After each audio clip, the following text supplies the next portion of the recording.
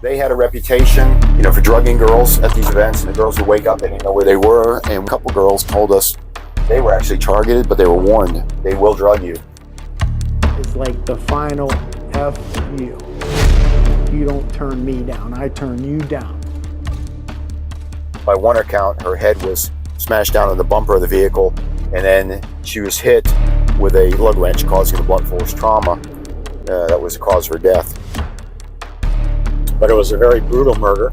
Multiple weapons, multiple blunt force trauma, sharp edge wounds. Such a complicated case. And that's why a lot of people don't like to touch it. I just think my grandparents deserve this closure.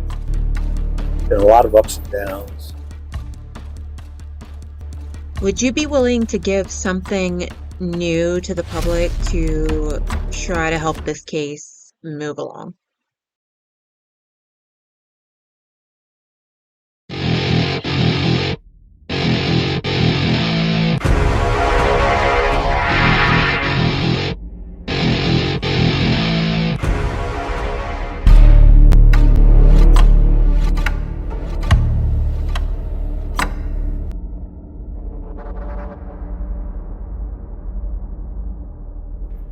Hey guys, welcome to Close Range Crime. My name is Ray, and today we are going to discuss a 50-year-old case, 50-year-old unsolved homicide. Back in 2000, the district attorney at the time was quoted saying, "There is someone in Bowie, probably more than one person, that knows what happened to Donna Dustin and just aren't talking." I couldn't agree more. I know there are a handful of people who have information and who have just decided they're not talking.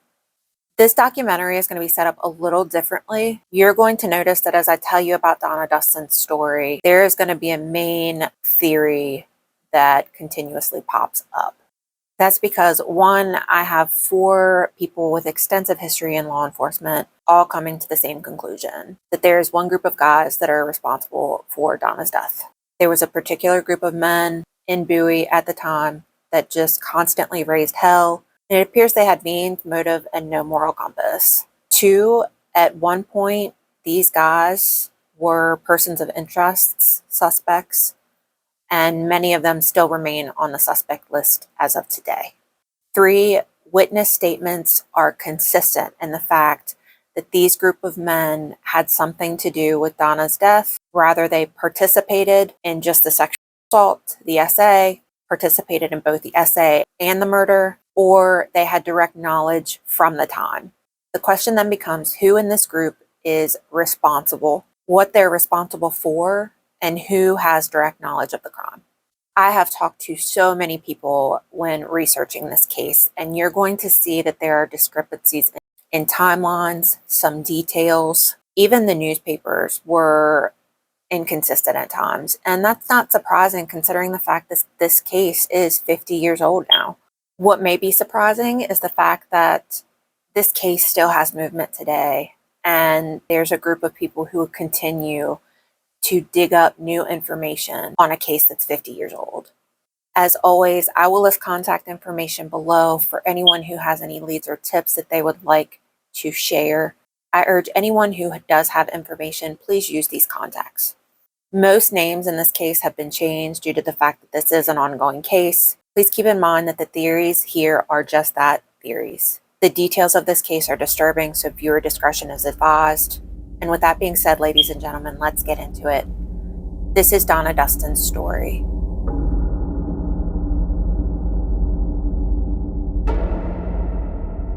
Former Prince George's County Police Officer Al Gaither has been digging into Donna's case for years now. He and Bill Smith, a retired PI, have been working on her case relentlessly. They have an extensive list of people they have interviewed, potential suspects, and a list of potential places that could be the crime scenes, along with many reported details of that terrible night.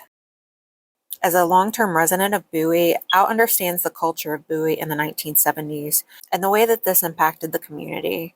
He was even a classmate of Donna's younger brother, Alan.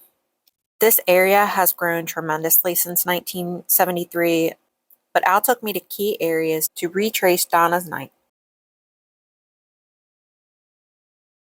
And so over the last 2.5 years, we've been running down leads. Bill and I have done a lot of interviews with people on the phone and on Facebook and through email. And I met with people in person, and I've gone back and forth with some of these people really that were interesting, I thought, over and over again. Who was there at the very end, where they were at. My background was in patrol, so my interviews were usually for things like armed robberies and carjackings and theft. Not to say that some of these folks hadn't committed murder, but when it came to a murder case, homicide would take that over. We haven't learned a lot from the police. We met, we've had correspondence with emails back and forth, but we only had one actual meeting with homicide. And so we were hoping to be there for a few hours. We were there a little bit over an hour when a hot call came in for a homicide. The cold case is also tasked with homicide, current homicide. So he had to leave to go to a homicide during our meeting about a homicide. And Anne Arundel County never used to be like that, but they've had a real big uptick, like most of the areas around here, with violent crimes, murder, carjackings, things like that. Not really giving us much. We had a lot of questions, but he would not answer. But he, without saying so, he let us know we were on the right track, and we had pretty good information from our informants. Everything we have basically is what I would just summarize as hearsay evidence. It's nothing I would really even be comfortable presenting to a grand jury. And you get a lot of conflicting information, so it's easy to see how the police will let us stray. There was no homicide unit at that time, correct? Right. Yeah. Not to belittle that police organization, Anne Arundel County Police, but it was a robber unit that was tasked with the homicide investigation.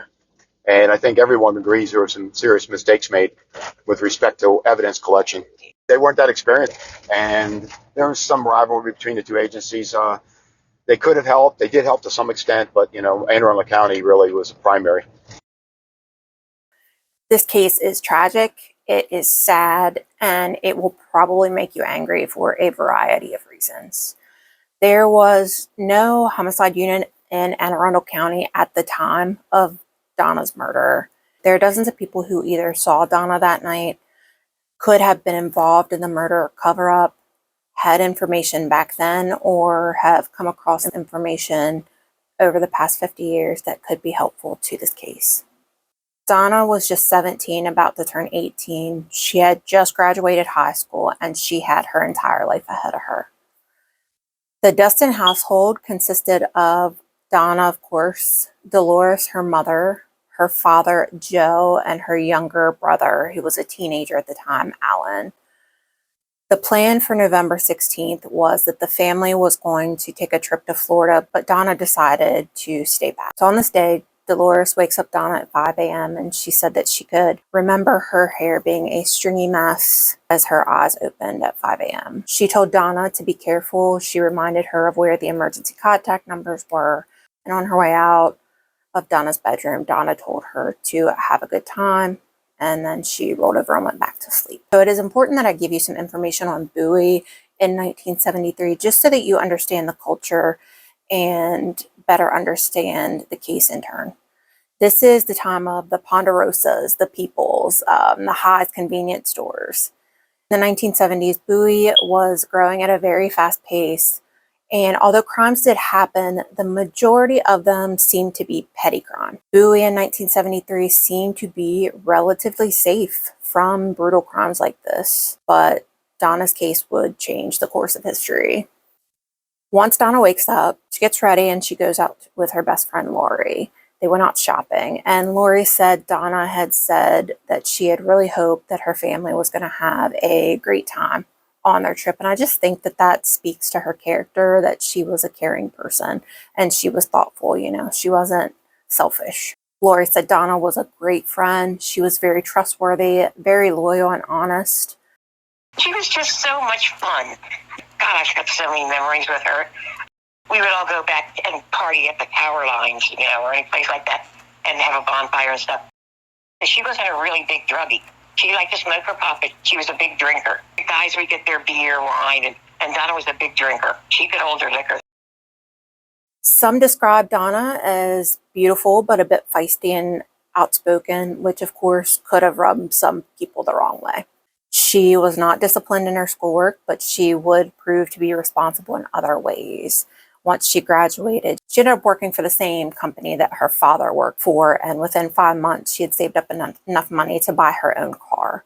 She was known for making to-do lists. She had her own checking account, so there was an independence and a responsible side to her. She was happy-go-lucky, she was level-headed, and according to Lori, she may have been a little too trusting. Donna was pretty street smart in a lot of ways, but she was also naive and trusted people too much. You know, she was starting to spend more time with what they all called the rough crowd. So because Donna was such an outgoing girl, she was very social. She made friends of all types, acquaintances of all types. And unfortunately, some of these people, they were very sketchy in their own ways, stealing cars, using and dealing heavy drugs like heroin, having questionable connections with the police and even gang connections, specifically the pagans. Now, all of this is alleged, and as I go throughout this, just note that many of these things are what was reported by the people who hung out, knew these crowds at the time. It would come out decades later that some of these men could have even been involved in some of the other cases around the area of missing persons and even murder. In relation to Donna's case specifically, and some of the most disturbing information that came up was the fact that this group took advantage of women.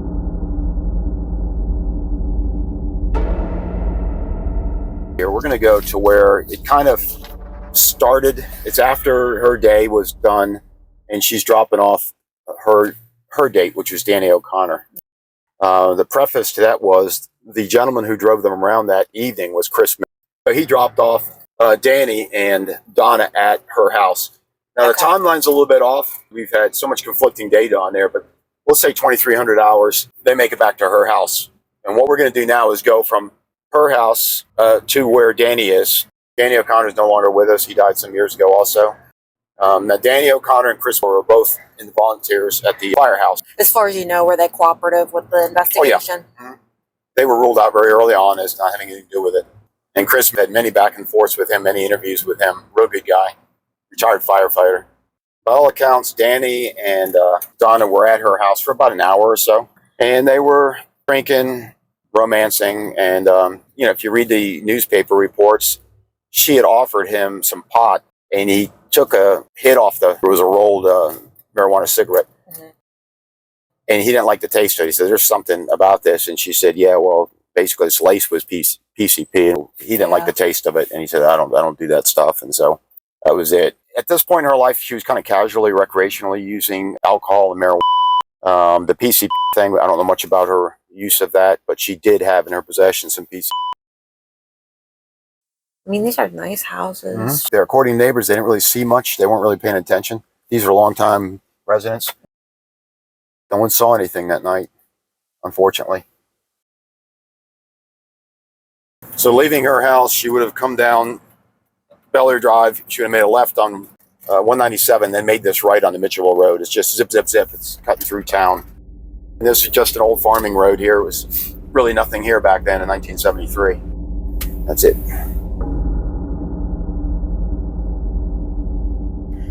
So we know by their own accounts, as well as the accounts of Donna's best friend Lori, that Donna was with Danny and Chris that night, both of which who have been ruled out as suspects, and they were ruled out early on.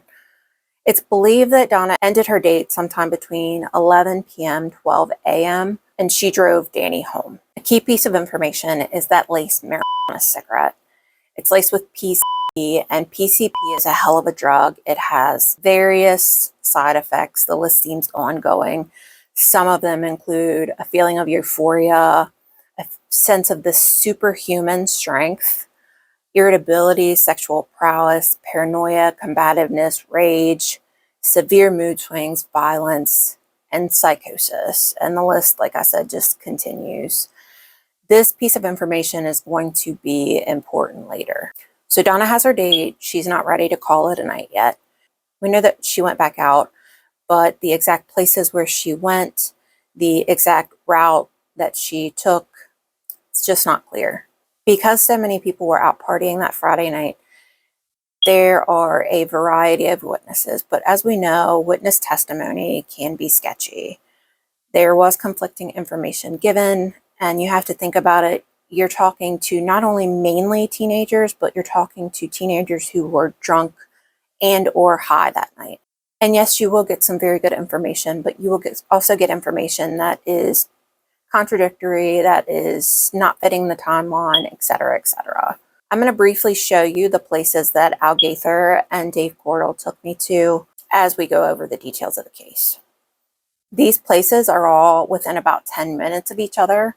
Party hopping was a thing that was very common. These particular places are going to include a house on Heather Hills, Jericho Park, Lemonsburg Road, a house on Harwood Lane, the racetrack, and the place where her body would ultimately end up, which was in a gravel pit that was owned by a local resident. And so we're going to go to the location she hit, which was her house. So she would have turned around and left and gone back down the express route again. So she would have come down here. And again, people knew there was all partying going here every weekend. And this was what, less See than the a sign? 5-minute drive? Yes, according to witnesses and the media, there may have been over 100 people here. Passed out in the front yard, the backyard. This is it right here, this house. This blue one? Yep, this is where it was at the time where lived. Now try to imagine all the cars parked on this street, 100 people at this small house, front yard, backyard, the noise, and maybe how often the police may have been called to this location. Right. Now we believe she was parked somewhere out here in the front in her car. She had just got a new car. She only made like maybe one payment on it. And she was parked out here outside of her car talking with some of these boys that were here. And we believe at that point they followed her back to her house.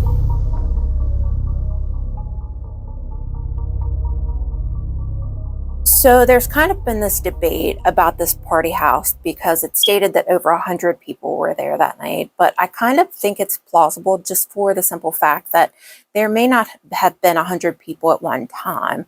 If a party's going on 4, 5, 6 hours, people coming and going, and again, people party hopped a lot, I think it's plausible that maybe 100 people did hit that house that night.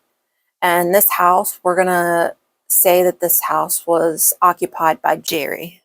Jerry was one of those people in that very rough crowd, often in fistfights, stealing cars. They basically partied every weekend. There was a handful of guys that were known to drug women. Quayle was noted as being the drug of choice.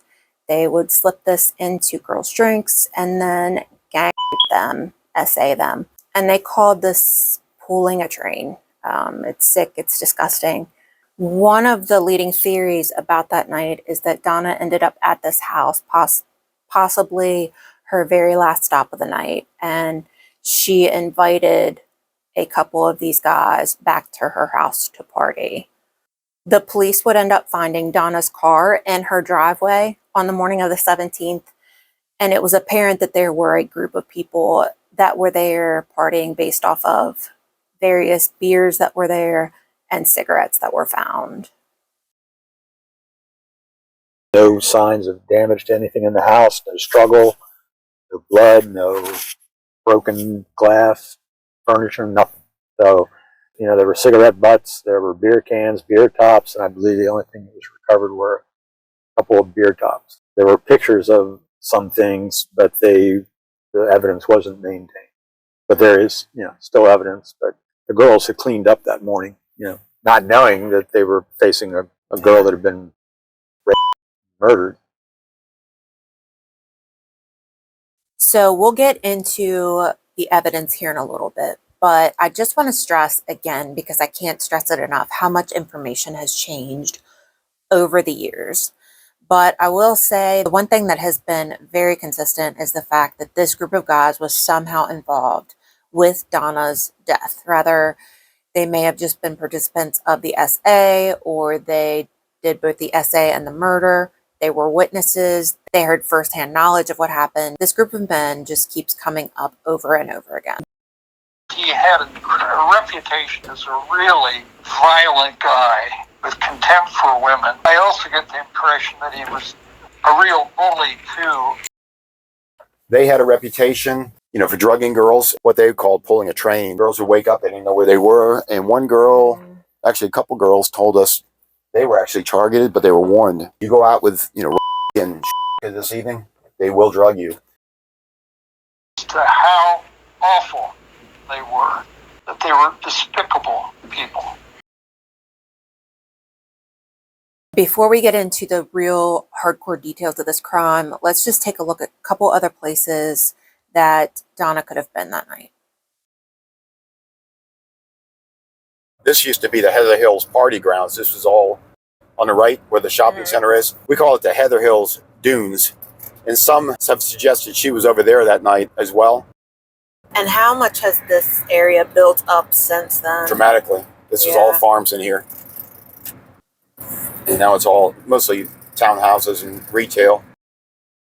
Based on, again, hearsay information, there was 2 sites that came up. One was right here we're at right now, the Heather Hills area. 2 was a place called Lemons Bridge Road, which was very popular back then. Both are in proximity to where the suspects lived and where she finally ended up.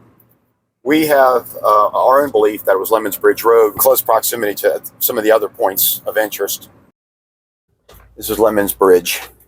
And these gates were all that's left open. Been here many times, never saw a police car ever come back here. These things went on all night long, these parties. Very quiet, no lights, very, very dark.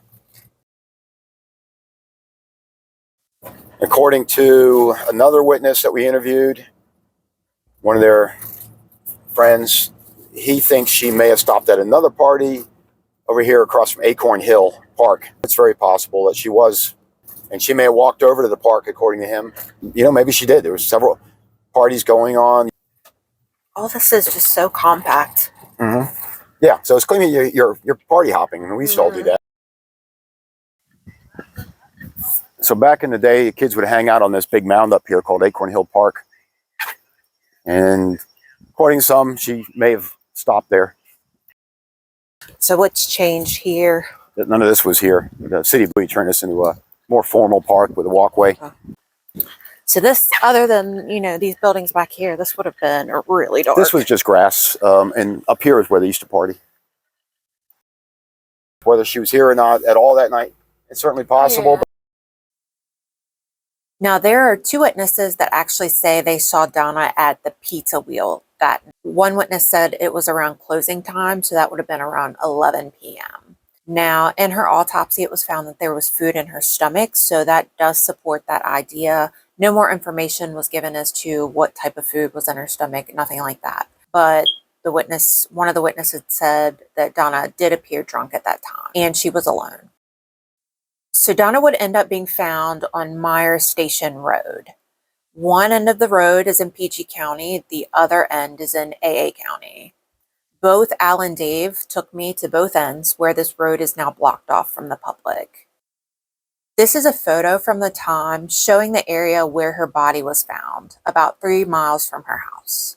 This is the property of now deceased resident Buzz Myers. One newspaper said this area was known as Buzzy's. However, I only saw that and heard that in that article. She was found by 2 hunters at about 10 a.m. on the 17th of November. Mr. Myers saw the scene and was quoted saying, "It was a horror story. Sick, sick, just absolutely sick."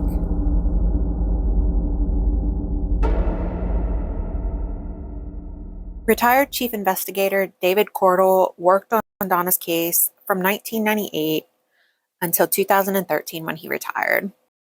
Donna Dustin was found brutally beaten, nude, and lifeless in a gravel pit on Myers Station Road. This area was owned by Buzz Myers and now stays in the Myers family. Unfortunately, they would not allow us to go onto the property today, but Cordell takes me to the entrance of Myers Station Road and explains in detail what the area looked like back in 1973.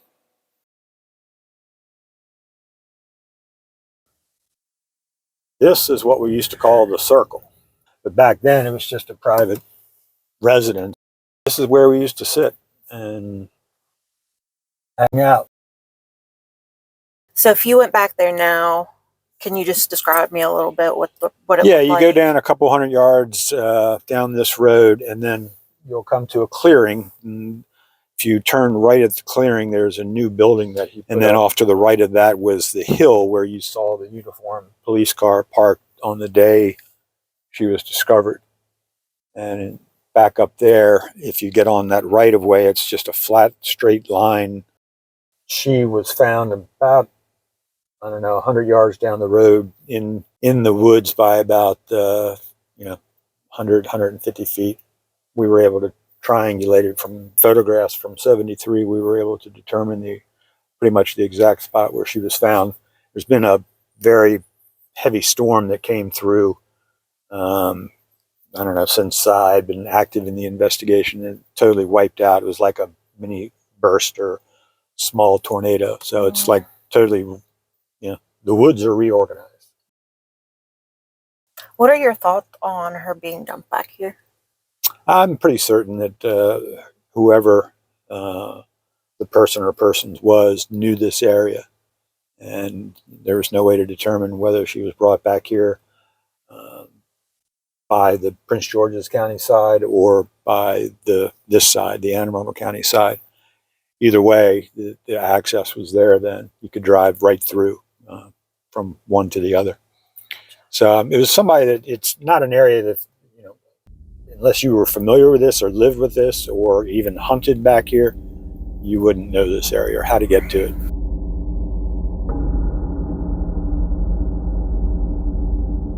They would have traveled down here, and this is our most solid belief. They would have gone down here to a very popular party site. There's a Meyer Station Road right here on the right, but they blocked it off. And I think it was the late 70s. They closed the road down completely because it was so dangerous to go across the bridge. So right here on the right, that's Meyer Station Road. You go down about 2 blocks, make a left. You go on a dirt road. You go across a rickety wooden bridge. They went over across there, and they dropped her on the left at the old gravel pits there. It was the old trolley bed for the Baltimore, Washington, Annapolis trolley system that ran from Annapolis all the way to Baltimore and D.C., the old tracks. And that particular property was known as Myers Station, and the owner of that property was Buzz Myers, who's deceased. And by his accounts, that was a real popular party place for many, many years, just crazy parties and people running around naked and screaming, and and a lot of stolen cars that were dropped off there by some of our actors in this. How do you think they chose that area? Because it was another party spot, and people knew it was dark.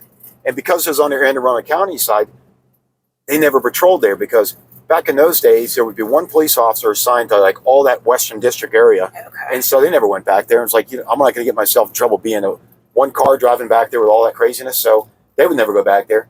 And because it was not PG jurisdiction, PG County never went over there. So it was a no man's land where you didn't have to worry about the police showing up. Gotcha. They'd show up later to recover stolen vehicles and stuff, but they didn't go down there routinely. So it was even up here on Lemons Bridge, the cops, I never saw cops show up there. As long as you kept quiet, nobody complained because there wasn't any houses there. Sadly, where Donna was found ended up being the starting point of not only the aftermath of a very brutal crime, but we'll call an unfortunate investigation. She was laying right over the Anne Arundel County, Maryland line, just beside Prince George's County. Now, the PG County actually had a homicide unit where the Anne Arundel County side did not. So, of course, the question comes up, was this strategic planning? And there's an argument to both sides as to if this was a strategic planning or not.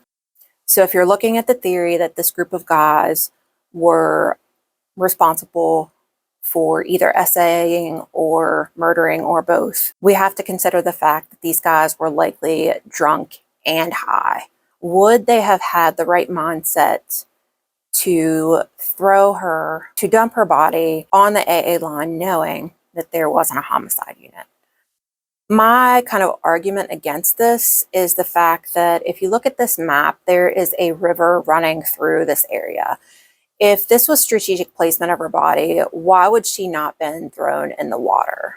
I know DNA was not a thing at the time. It wasn't something that was commonly known, I think, around, amongst the public, that DNA was currently being collected by investigators for later testing.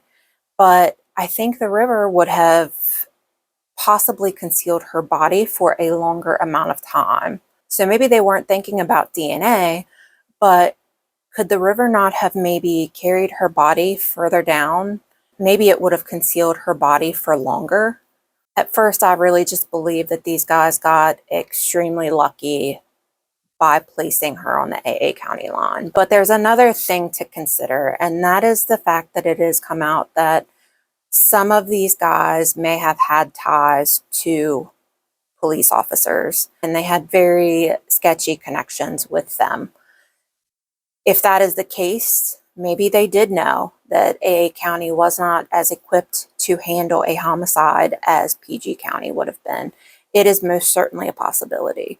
So ultimately, this case ends up being investigated by AA County, a robbery division of AA County. Now, I think some of them probably did do their very best with the resources and knowledge that they had, but it was just limited. I think other investigators may have kind of pushed the envelope and approached it in a way that made others shut down. I want you to listen to Lori's experience with the officers shortly after Donna's death. Back then, you never trusted cops. It's the time when, the Beatles were calling police the pigs, and, Vietnam, you didn't trust anyone in a uniform. And they weren't kind. None of them were kind. They were screaming and yelling. Just trying to get other things out of me. PG County was the worst. Cops that beat up people, 6 detectives yelling at an 18-year-old. And they kept telling me I had to go to jail and stuff. And I'll never forgive them really for never trusting me, because they had no reason not to. If they would have been truthful, with some things, I could have helped them so much. Now, that hostility could have very well been related to the fact that this was an intense situation. This girl had been brutally violated and murdered, and this did not happen in this area. It was just not a thing. And I say that because as I was researching, I found information on the opposite side of the spectrum. I found comments saying that the police almost acted as friends to some of these teenagers and young adults. This person from Bowie explains, back in 1968, my friend and I were drinking a beer in a 68 Buick Skylark in the Bowie High School parking lot one night, and a PG County stopped to check us out. The floor of the car had about a dozen empty cans, and the car smelled like a brewery when my friend rolled down his window. The cop looked around the interior of the car with his flashlight and then said, "I just wanted to see if you were up to no good. Be careful." And he walked away. A different time for sure. Another person shares his experience saying, drinking in the parking lot in the middle of the night after a shift at Bob's Big Boy, the cops would sometimes come drink with us. And a person responded, and yes, when I was younger, they'd take it for themselves when we were caught, meaning the alcohol. I wanted to point this out, one, to show the culture at the time, and two, because this idea does support the theory that yes, maybe some of these suspects did have inappropriate relations with the police. These relationships might have greatly overstepped boundaries and even been illegal. Back at the crime scene, police find Donna nude and battered. It was apparent that she had wounds consistent with knife wounds in her upper torso. However, the medical examiner would say that it was actually blunt force trauma that ultimately ended up killing her. The police themselves described this murder as very brutal, and due to wounds that were found on one of her hands, they do believe at one point she fought back. Donna would be identified by the only thing that she was wearing, her class ring. There was semen of 3 men that was taken, one of which was Danny O'Connor, which was her date that night. Although rape was technically inconclusive, no one stepped up to say that they had sexual relations with Donna that night. And when you have an incident like this in a town like this, a town that is closer knit, smaller. The buzz about this crime had to be intense. I think it speaks volumes that no one came forward to police and said that they had sexual relations with Donna that night. Now, in addition to the semen, it was reported in one newspaper that there was DNA collected from around her body. The investigators did not clarify exactly what that meant. Well, the best we can figure is that she was not necessarily murdered back where she was found. And there's different scenarios that have it happening at different places. Do you think that there were multiple assaults at multiple places? It's possible. I don't have any direct knowledge, but it seemed as if, based on some forensic examination of the body, you could tell that she had lain in a particular position for a while. You could tell that she was placed back where her body was found. She was carried back there by, we know, two people at least were there. One carried her from the head side and the other carried from her feet. We did recover 2 boot prints at the foot of her body.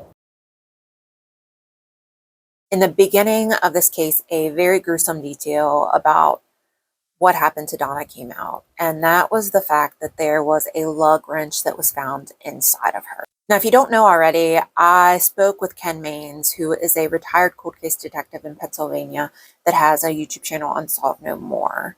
And I passed my research along to him, and he made his own assessment through a video about Donna's case. I just want you to listen closely to what he has to say about this particular detail. And that lug wrench being forcibly inserted into her vagina is like the final F you. You don't turn me down, I turn you down.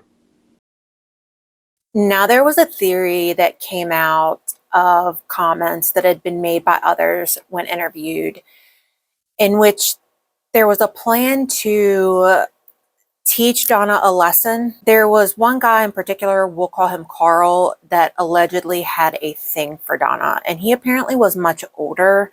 I want to say in his 30s, which that alone is alarming. To have, this crush on a 17-year-old when you're 30-some years old. Donna had told friends that Carl had really creeped her out and apparently had made some advances towards her that were very much unwanted. And basically, Carl might have hatched this plan to kind of teach her a lesson for turning him down. The plan was hatched basically to humiliate her in the worst way possible by pulling a train on her. This guy would ultimately get what he wanted, forcefully and against Donna's will. Then possibly because they're already kind of, they have a fucked up mentality anyway, because of the drugs and alcohol, maybe mixture of different types of drugs, that this got out of hand, and a few of them did get violent with her and basically beat her to death. Interestingly enough, when I gave my information to Ken to make his assessment, this is not something that I shared with him. So I thought it was interesting for him to come to this kind of a conclusion in his video. Now, quick note, his video will be linked below if you'd like to check that out. So it's pretty much widely agreed upon that Donna was not killed where she was found, that Meyer Station Road was simply a dumping ground for her. However, we can't completely rule out the idea that she was killed there. And the reason why I say that is there was not very much blood evidence, right? But here's the thing. If the stabbings all happened post-mortem, if the mutilation happened post-mortem, her heart wouldn't have been beating, so there wouldn't have been much blood. So is it possible that she was killed there? Yes, but according to the investigators on the scene, it just did not seem likely that this was the actual place where Donna was killed. The lug wrench was one of the weapons that was believed to have been used to beat her head in, and there was also talk of another weapon, another blunt force trauma type of weapon, along with a knife that would have been used in the assault. Now, being that there are 3 weapons, I think it's only a fair assumption to say that there was likely more than one person who killed her. or who at least struck her. Now, there was forensic done, and I would assume that with that lug wrench, they would have checked to see if there were any fingerprints on that lug wrench. And just an amateur guess here, if there was, I would assume there would have been arrests. So likely there was no fingerprints found on the lug wrench. Again, she was found nude. Her clothing was not found anywhere around her. To this day, no one has been able to locate her clothes. Investigators believe that either those clothes were tossed or they may have been burnt.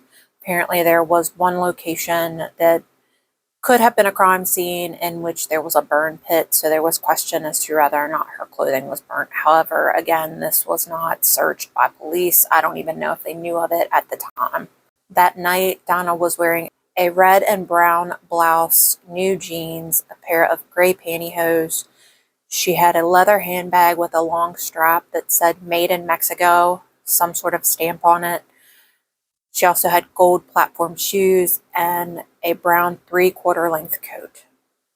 Now, there were 2 sets of footprints found around Donna's body, and there was some question raised later as to whether or not these were actually related to the crime. Reason being, it was about 28 degrees that night, so below freezing. So the idea was that the ground would have been solid and boot prints wouldn't have been left. However, the area that Donna was actually found was more of a sandy type of area, so it would not have froze. So it is highly, highly likely that these boot prints are related to the suspects. The toxicology report would indicate that Donna had a blood alcohol level of 0.19, which was twice over the legal limit. She tested positive for PCP and she tested positive for marijuana. However, I cannot get one direct answer, yes or no, as to whether or not she tested positive for Quaaludes. I'm not even sure if the basic toxicology report that they would have did in 1973 would test for this. If anybody has any direct knowledge of that, please comment below. It's a question I just ran across. Investigators said that Donna died only a few hours before she was found. Now, in Florida, Donna's parents would have received a knock at the door and would have been stunned to see a police officer there. The officer handed her a note that indicated that her daughter was dead. They would have a 13-hour-long car ride by themselves on the way home with no answers as to what happened to Donna. Now, back at Donna's house, 2 friends, one being Lori, they're getting worried because Donna should have been home by now. She said she was going to be home in the early morning hours. They had plans to go get these tickets, and that's not something Donna would miss out on. Plus, Donna just wasn't the type of person to say she was going to be somewhere and then not be there. So her friends are getting extremely worried about her. Now, when they first arrive at Donna's house, they could tell that there was a little bit of a gathering that had happened. There were cigarettes and a whole bunch of ashes that were in the ashtrays that they dumped. There was beer cans, beer tops that they had thrown away. They had no idea that this could have been a potential crime scene. They had no idea the severity of what was happening at that moment. Now, specifically, Lori remembers that Schlitz beer tops were found, and that's going to come up again here in a little while.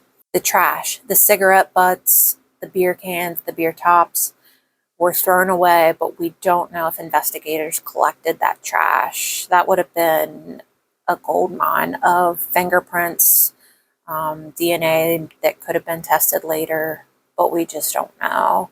There have been very harsh criticisms coming from just about every angle as far as towards the Anne Arundel County Police and how they handled or possibly mishandled evidence. So at first, the police focused heavily on her ex-boyfriend. We'll call him Nick. Apparently, Donna and Nick had just recently broken up. I'm going to let Cordell tell you a little bit more about Donna's history with him. It's pretty alarming. They had broken up at the time of her death. I understand that he was abusive. Is that true? That's what I've been told. And I believe I think he admitted to the one time I think he pushed her really hard and had to go get her ribs looked at or something, that she was bruised or something pretty badly. Was he the main focus at first of the investigation? Do you know? As far as I could tell, yeah. I mean, it's like a lot of regular homicides. They start looking to people closest, usually the husband or boyfriend. So with this kind of background, this kind of past, there's no doubt why Nick was initially looked at as intensely as he was. Statistics will surely point to an abusive ex. However, I do wonder if from the jump there was this hyper focus on him, and that led the police to miss other leads along the way.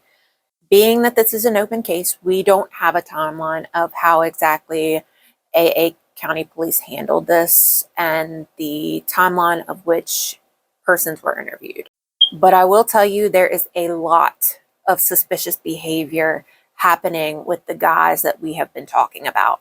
By their own admission, 3 of them ended up going to Florida. There's a huge discrepancy in the times that they gave, and that was admitted by one of the guys that gave that first statement to begin with. We also have 2 vehicles that were possibly involved. There have been reports that they were both cleaned intensely, and then shortly afterwards, they were gotten rid of. And that's just the tip of the iceberg when it comes to these guys. Now, an interesting piece of information comes out in the newspaper, and it was reported by witnesses. On November 17th, a guy shows up to work. He is not scheduled. He is disheveled. He has stickers and briars on him. And even more concerning, he has stains on his jeans that are brownish red in color. Why is he going to work when he's not scheduled? Why does he look a hot mess? What are the stains on his jeans? So if you haven't already guessed, the guy that we're talking about is that 30-something-year-old Carl, the one who creeped Donna out, who supposedly had this little obsession with her and made her very uncomfortable. The guy who is married with kids. Carl wasn't from Bowie, and at that time he was just sort of getting into some of the crowds, and most of them considered him an outsider. His age also made him kind of an outlier, and he just kind of, again, he was a more recent addition to these groups. He had briars on his clothing. He had stains that looked like blood were on his clothing, and he shows up at work Saturday morning, and he wasn't scheduled to be there, wearing the clothes he had on from his workday on Friday. But according to witnesses at Penn Jersey, stickers, briars, like he'd been walking in the woods, things were stuck to him, and blood, the dark color stains on his clothing. Was he still high when he went to work? More than likely. Why would you do that? Right. And yet, to our knowledge, none of his clothes were ever confiscated. And he really wasn't interviewed because, like I said, they were after somebody else. Today, Carl is still very high on the suspect list. When Dave Cordell reopened this case 25 years later, he interviewed Carl, re-interviewed Carl. It was concluded that basically because of his intense drug and alcohol use, that what he said was basically incoherent and nothing that he could use in court. Carl died in 2004, and sadly, many of those who are believed to be suspects or those who have had information are deceased, but not everyone has passed. So that leads us right up to the vehicles that are thought to possibly have been involved with this murder. We believe there was 2 vehicles important to the case, where one was it was like a 1965 Ford Galaxy station wagon, black in color. And the other one was a white van. I'm not sure if it was a Chevy or Ford. An interesting note on that, within a few weeks, the white van was torched. And then the black station wagon was sold as scrap to a vehicle scrapyard also shortly after the murder. Both of those vehicles should have been seized and entered into a impound evidence bay and processed, because there would have been, in all likelihood, forensic evidence. Carl happened to own one of these vehicles, a Ford station wagon. Now, there were witnesses that said that he was cleaning it out right after Donna's death, and then shortly after, he actually ended up scrapping that vehicle. He scrapped it for cash, and the thing is, that vehicle, from what other people said, that was his baby. That was his pride and joy. So it's very suspicious that shortly after that happened, he scrapped that vehicle. Now, there's another vehicle, a white van, that is thought to have been involved as well. According to at least one witness, that vehicle, the van, was being hosed down from the inside out. And then shortly after, it actually ended up burning to the ground. So make of that what you will. Now, the police never impounded these vehicles before they were destroyed. However, one piece of information did come out, and that was the fact that those Schlitz beer tops that were found in Donna's house were actually also found in one of these vehicles. Unfortunately, that's all the information we have on that. Now let's look at the three guys who just up and went to Florida. The guys who are known for terrorizing women, intimidating women into having sex with them, drugging them, pulling a train on them. These guys. These guys originally report to the investigators that they left for Florida on the 16th around 10 or 11 p.m. Now they end up getting busted and alive because there's several witnesses that actually saw them in Bowie well after that time. So when Al confronts one of these guys, he basically says, yeah, you caught me in a lie. I think we left more like 10 or 11 a.m. the next day. So the times change from leaving on the 16th around 10 or 11 p.m. to leaving the following day between 10 and 11 a.m. The hours in which Donna's murder occurred. I think it's very suspicious that you are trying to create this alibi that you're not in town, get busted on this alibi, and then just kind of say, you caught me. It's very brazen. It's very cocky. And of course, the question is, why are you lying? Why are you fleeing to Florida? Why are you staying there for 3 or 4 months? But an even bigger question that I have, why are the police not questioning them until they decide to return to Bowie 3 or 4 months later? Why was all that time wasted? So, of course, other leads have been looked into. Again, the investigators really focused heavily on the ex-boyfriend, Nick, there for a while, at least 2 weeks that we know of. But there were other things that they did investigate over the course of this 50 years. In 1987, there was another murder of a woman, Jacqueline Robinson, and that case was originally thought to be connected to Donna's. However, Jacqueline's case was solved with a life sentence conviction back in 1993, and it appears that this connection was thoroughly looked into. There's a link below to one of the court documents in regards to Jacqueline's case, should you want to do a little research on your own. Now, again, there have been unsolved murders in Bowie that may very well be connected to Donna's case in some way or another, especially if we're looking at the fact that there's potentially 2 or 3 people who actually took part in the murder. It wouldn't be unlikely that some of the same characters may have done other things similarly to this over the past 50 years. So there was some brief talk about potentially a serial killer being involved in Donna's case, Samuel Little. This particular theory seems kind of far-fetched to me. Samuel Little did kill people across the country and across the entire United States from 1970 until 2005. So I think the time frame, definitely it makes sense, but I think that's really the only connection that was made. And the reason being is Samuel Little kind of focused really heavily on prostitutes and girls that had some serious drug addictions, as far as that's who he targeted. He's known for the artwork that he created while in prison. The artwork represents his victims, and many of his victims are not named. So I can see why some people might think for a minute that this could be potentially what has happened to Donna, but it just doesn't make sense if you look at the grand scheme of things. Remember, Dave Cordell and Al both agreed that in order for her body to be dumped back on Myers Station Road, it's highly likely that the persons who did that know the area, maybe grew up in the area, or just was really familiar with that area. Samuel Little was kind of like all over the place, and he just randomly dumped bodies wherever. He didn't care if they were found or not. There was actually some attempt to conceal Donna's body, at least. Additionally, it's been quoted by many people who've looked into and investigated this case that it is highly, highly likely that Donna knew her killers. Now, there's another lead that came in about some transient people working in Carnival, and they were in Bowie at the time. There is someone or someones who may have witnessed something in the house that they were staying at on Racetrack Road. This house could have potentially been a crime scene, and it doesn't appear that it was searched. It was only 10 minutes away from where Donna was dumped.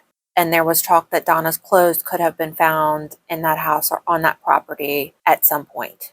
Talk that the clothes could have even been burned because there was a burn pit on the property. That time was being rented by one or more carnival workers who worked the local carnivals that were very popular during the year in our area, and it was leased to a carnival worker. We have been unable to track him down. We've presented that information to law enforcement, and we kind of got they're aware of it. They've done something with it, but that was it. And then again, no details. Very shortly after her death, a tip line was created for Donna's case. Was set up so witnesses could call and give information to the police. Despite receiving 15 to 20 calls in that 2-week period after her death, the police were quoted stating that the case was at a standstill at that point. An FBI criminal profiler was brought in at some point, but the FBI does not have jurisdictions over this case. It was reported all the way back in 2013 that over 200 people had been interviewed at that point. At least 16 men had provided DNA, and witnesses had been brought forth to a grand jury. In 1999, it was reported that DNA had been collected from a suspect that was living in Florida at the time. There was a second suspect living in Syracuse, New York, that refused to give his DNA, so a court order was given in order for him to comply with that. Touch DNA was also explored at some point. My thought immediately went back to that lug wrench that they found, that maybe they thought they had touch DNA on that, or maybe it could have been from other evidence that was collected. But we can see throughout the years, DNA is being touched on again and again in order to try to solve this case. However, it has been years since that has been reported, so likely one of two things are happening here. Either the DNA did not lead to anything, or the police still do not feel like they have enough to charge someone with a murder. I was thinking too, taking this case to court would be so difficult because if you relied on the DNA of who she had sex with, Right. they could easily say it was consensual. Exactly. Bingo. And they did have semen slides. And, you know, part of it was the murder premeditated? I would believe no. Was this the rape premeditated? Good likelihood it was. Yeah. It just, everything went south and it escalated. Also factor in the use of PCP. Yeah, there was forensic samples taken from her body, which were able to be used during my investigation. Okay. And of course, it's been 10 years now, so I'm not sure where the technology is, if they're able to retest some of the evidence which remains. That's could be a part of the investigation. They did not have familial DNA back then, where they could, you know, reach out to like a second cousin of someone to, you know, work their way back to a suspect. Cordell was able to tell me that there was useful information that came out of those statements to the grand jury, but he was unable to elaborate. So Detective Cordell did not have advancements of familial DNA available to him at the time he was actively investigating, but I did see a few notes during my research regarding familial DNA testing and this case. Someone had reached out to CC Moore. She is one of the most well-known genetic genealogists out there right now. If you have watched any crime show at all whatsoever, there's a good chance that you have run across her or her work. This message was found on Donna's Facebook group where someone following the case had reached out to her asking if she would be willing to do something with this case, and she did express interest in Donna's case. I reached out to CC Moore and her team for a follow-up, but fortunately they couldn't tell me anything, and it seemed like it was more or less for legal reasons. What I've been told is that the previous investigator, Detective DiPietro, declined any opportunity in order to work with CC Moore or to do any familial DNA testing. I have no idea why. I don't know if this was because of financial reasons, if it's because there's no DNA left, or if there's simply a disinterest to do so. Cordell had a lot on his plate when he started this case back in 1997. He was actually one of the ones most responsible for the testing and retesting of the DNA that we just talked about. He also followed leads on the boot prints, a knife, and did stakeouts on anniversary dates.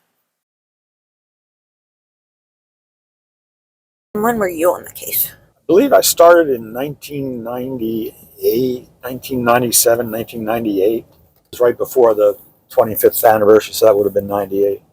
So I was doing cold cases. I think my first cold case was way back in the 80s, but so we started looking at it and it started to be, worthwhile to pour some time into it. So I ended up working the case until my retirement, 2013. Been a lot of ups and downs. 2 boot prints at the foot of her body. And did they lead to anything? I drove that one all the way into the ground as far as I can by trying to identify. It turned out that it looked like it could have been a combat boot, a black combat boot. So I actually went to the logistics school for the United States Army to find out about combat boots that were made in the 60s and 70s. But there was nothing to compare it to now. That person's shoes were long gone. We did locate a weapon much later that when I took it up to the medical examiner's office, they said that this knife, or one exactly like it, caused one of the wounds that was found during autopsy. So we tried to track where that knife had been, where it went. I spent a couple of years working with that. We were able to narrow it down, but we couldn't put it in the possession of somebody at the time of the homicide. We couldn't tell who had it. It had made the rounds of several different people. There was speculation that the van was hidden on a property of the brother who owned a commercial business, gas station, that it was buried somewhere behind there. There was a lot of junk cars and trash and things. In the early 2000s, we were never given access to go Detective back Portal there. brought this I case tried to to the look Mid-Atlantic from the air. Cold Case We went up in a Homicide helicopter to try Investigators to survey the area. Association. The white van may have had nothing to do with it. Sometime in the year 2000, Detective Portal brought this case to the Mid-Atlantic Cold Case Homicide Investigators Association. So he created a presentation in order to see if the teams and persons who have extensive history in homicide cases could brainstorm any new ideas to solve this case. It was very tough to leave the case open. Well, it sounds like a lot was done. A lot of angles, everything, the boots, the going up in the helicopter, the knife, I did a stakeout, the 25th anniversary. I sat out there at the body recovery site for a period of time. We even did something at the cemetery. Thought that there might be, someone would revisit place, where this occurred, and maybe they did, and maybe it occurred totally somewhere we haven't looked. I wasn't able to find exactly when this happened, but the Bowie Alumni Association actually put up a $1,000 reward for information in Donna's case. At the 25-year anniversary, the class of 1973 welcomed investigators to come in and set up a table in order to not only pay tribute to Donna, but also get more leads. And leads did come from that. It seemed like throughout the years, they did work with investigators and they were very cooperative. But for some reason, at the 50th anniversary of their class reunion, something shifted, and we don't know exactly what, but they didn't want anyone to set up a table at that reunion. Now, this does not represent the entire class of 1973, only the people who had it within their power to allow something like this. They declined to do that. It's disappointing to see that kind of lack of cooperation. And it's especially disappointing because you have Al and you have Bill and, Dave might have even went back there and introduced or reintroduced themselves to the class of 1973. And maybe one of those, citizen detectives could have, just being there, maybe their presence would have encouraged someone to talk. You never know. And I have had an enormous amount of cooperation from others when researching this case, but I will tell you there was a point in time that I was very disappointed, and that was when it came to Detective DiPietro. He was on the case at the time of the 50th year anniversary of Donna's murder, and I reached out to him just to see if I could maybe sit down and do an interview with him. I told him a quick interview, 20, 30 minutes max, and then I also asked, At the very least, could he please put out some information that would be new to the public that might help bring in more leads or might reignite the case in some way? And unfortunately, I never received a phone call back, and my phone calls that I made after that went unanswered. So that was disappointing. We now have a new investigator on the case, which I have not made contact with him yet. My hope is the new investigator will be more willing to be more active on the case, especially when you have all these helping hands around you that are feeding you information. And that can be used as a great resource should the detective choose to use it. Donna's mom was quoted saying, "I can tell you, I never dreamed we wouldn't find out who did it. We never dreamed that all this time would go by and we wouldn't find out why." This sadly would be the case for Dolores's entire life. She ended up passing in 2008. Sadly, Donna's dad and her brother have also since passed. Donna's brother Alan did have a daughter, Jen, and I'm going to let Jen tell you a little bit about her experience growing up with this hanging over their family. It's a weird feeling because I feel like I love her so much, but I've never even met her. I don't even know her. Can you just tell us how you are related to Donna Dustin? I'm her niece. Okay. So my father is her brother, her younger brother. Okay. I'm his daughter. I wasn't alive when You this weren't happened. alive. Okay. Yeah. I wasn't born until 85. So can you explain a little bit as far as what you heard through your family? And I mean, how- my whole life I felt like I knew her. I mean, my grandmother talked about her from the time I was from the time I was itty bitty. Yeah. And my grandmother and I were super close. And I think our bond was like that because I reminded her so much of Donna. Like if you looked at our senior pictures next to each other, I heard it all the time, not just from my grandparents, not just from my dad, people that didn't know me. God, you look so much like Donna. It's crazy. You could be her twin. Your mannerisms are even the same as hers. Yeah. And so I think for my grandmother, it was like her second chance. And so her and I were always like this. Right. But I saw what it did to my grandmother my whole life. There were plenty of times where like she would try, I'd catch her crying, or like, she'd hear a song or see a movie. And I think God works in mysterious ways. I think that's why I look so much like her. And ironically, my youngest brother was born on the day Donna was murdered. Oh. And what's funny is he was 6 weeks early. Yeah. And I think that day, like, she needed that. She needed that day to not be like it gave her something. Oh, good, it's my grandson's birthday. We can have a birthday party now. And I think that day would have always affected her. But I think maybe my dad needed that also. Yeah. Even my dad was too headstrong to ever admit that because that's just how he was. And my grandfather, did not talk about her, period. I heard stories through my grandmother and like people that knew her. My dad was not one to really talk about her. But what my dad, and I wish he was still alive to see this, like what my dad didn't understand was even though like he felt like I wasn't listening, I heard you all those times you told me, like, remember what happened to your aunt? It can happen. A lot of kids have that. It can't ever happen to me. Like you don't realize, but my dad taught me and my sister, especially me and my sister from a very young age. I love you. Your mother loves you. This family loves you. That don't mean everybody out there loves you. With the investigation, do you know if the detective kind of kept in touch with them? I don't know because the last time I had anything to do with like Cordo was I can't remember if I was in 10th, 11th, or 12th grade, but they had reopened it when I was in high school because it had been closed for a while, and Mr. Cordo specifically came to meet with my grandparents one day and specifically requested that I be there so that he could ask me, would it be okay with me? Because he wanted me to know there's still a lot of people that you probably go to school with whose kids were friends with Donna.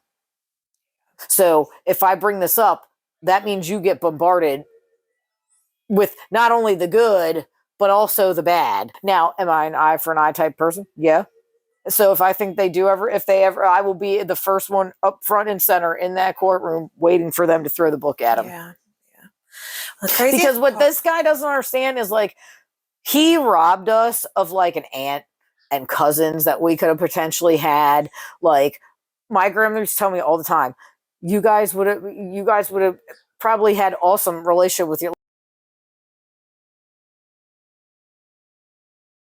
Case number 73-077556. Legally, that's what Donna's case has become after 50 years with no justice. But emotionally, what this case has become to some people, it's immeasurable. Al, Bill, and Dave are working this case continuously. They are constantly interviewing and re-interviewing people.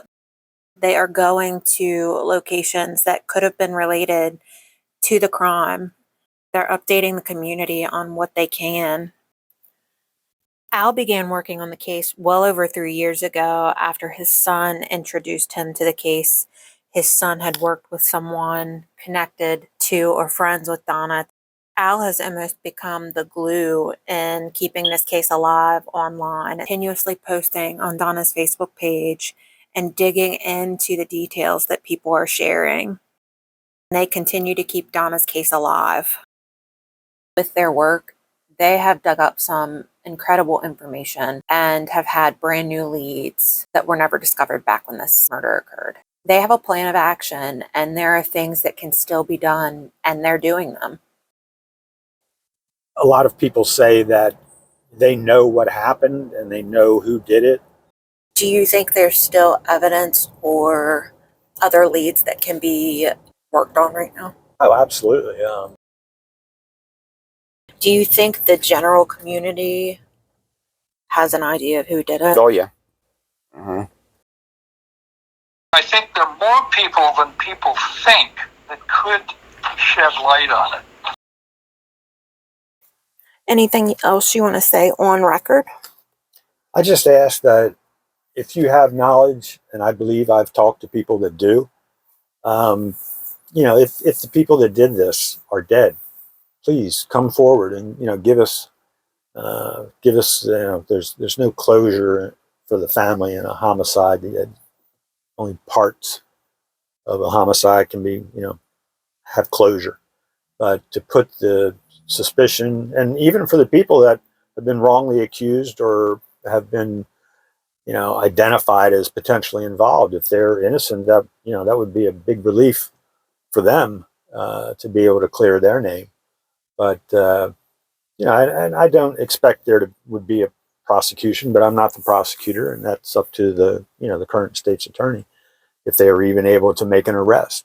But a case can be closed with no arrest and with no prosecution, which I think is still possible. And if someone has that information, even if they don't think it's relevant, it could be very relevant to the case. And it would be best for investigators that have the case now and know it to be able to dissect that a little bit more. So I just ask, as a longtime investigator, come forward with the information. It's it's not going to hurt at this point. Yeah, it's time. Yes, it's been quite a long time.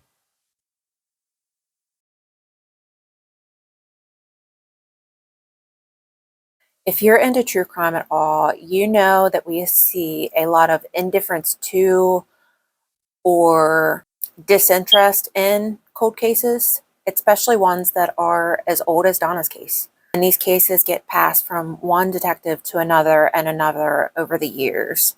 I have to say that it is pretty incredible to see how Al, Bill, and Dave have continued to plug away at Donna's case with nothing else in mind other than getting justice for her and her family. They have so much passion for this, and really for no reason other than to see the solution, to see justice.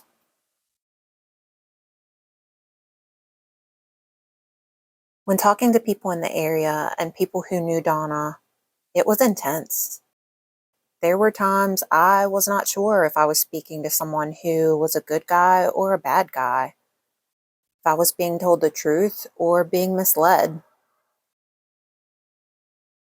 But I will say that overall the community wants to see justice served. Donna's family and her friends know the brutality that she faced in the last minutes of her life, and they want answers. They want the investigators to wipe the dust off of her case file and finally put this to rest with officially naming the perpetrators and charging anyone who may still be alive. Please use those contacts that I've listed below in order to bring forth information to the case. Anyone who sent in leads at the beginning of the case or at the 25-year mark or somewhere in between the beginning and now, I still encourage you to reach out and put forth that information again. Again, when cases jump from detective to detective, sometimes things can get lost, and let's make sure that we don't lose anything in Donna's case. There has been some rumor that some people are hesitant to talk because of the person or persons who are currently alive, the fact that they might be threatened, the fact that they themselves might be hurt, the fact that they're in danger. I need you to listen to this. If you know something, your name has already come up. With all of the interviews that have been done, with all of the people who have cooperated, your name is already out there. Are you not already in danger? Get the weight off your chest and come forward. Bowie, again, it's tight-knit. People know who talks about what. These names are concealed in this video, but they're not concealed in Bowie. Just let that sink in. I hope that I can bring a new case update to you saying that Donna's case has been solved. Feel free to comment and discuss below. I just ask that you use discretion when doing so, and please be respectful in the comments. If that video does come out, you're going to want to know, so make sure you hit the subscribe button, hit the bell icon so that you know when my videos come out. I might also be doing another case in Bowie here in the next few months, so just a heads up on that. Until then, I will put all major case updates in the comments below. Also, if there's anything that I've gotten wrong, I will put edits and updates below as well. Everything is in the description box. I want to give a huge thank you to Al Gaither, to Bill Smith, to Dave Cordell, and to Jen, Donna's niece, as well as everyone else that I have spoken to. And I even want to extend a thank you to everyone who has cooperated, who has brought forth good information, and who has been an asset to the case. I also want to extend a huge thank you to everyone who has supported CRC and our mission. I've had some of you reach out to ask me how you can contribute to our cause. You can donate to CRC by the GoFundMe below. You can also reach out to CloseRangeCrime@yahoo.com if you would like to donate in another way. All funds go towards new investigations and new videos. Thank you to everyone who has donated and those who donate in the future. And guys, remember, don't be afraid to go out there and raise some hell. I'll see you in the next one.